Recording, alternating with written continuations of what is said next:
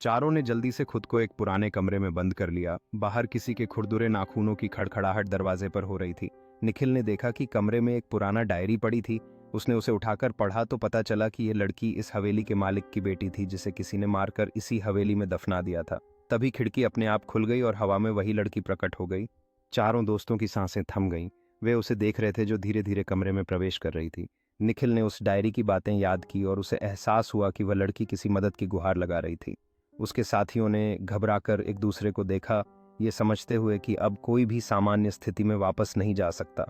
वह छवि धीरे धीरे आगे बढ़ी, जैसे उसके पास कुछ कहने का साहस हो। भूतिया लड़की ने अपनी आंखों से निखिल से मदद मांगी। उसके शब्द बिना किसी आवाज के हवा में तैर रहे थे, लेकिन उनकी भावनाएं स्पष्ट थीं। निखिल ने अपने दोस्तों को दिखाते हुए कहा कि हमें उसकी मदद करनी चाहिए, लेकिन एक डर था जो उन्हें रोक रहा था। उस लड़की की तरफ देखते हुए निखिल ने धीरे धीरे कदम बढ़ाया और बाकी दोस्तों ने उसे फौरन रोका। उनकी आंखों में भय पाया गया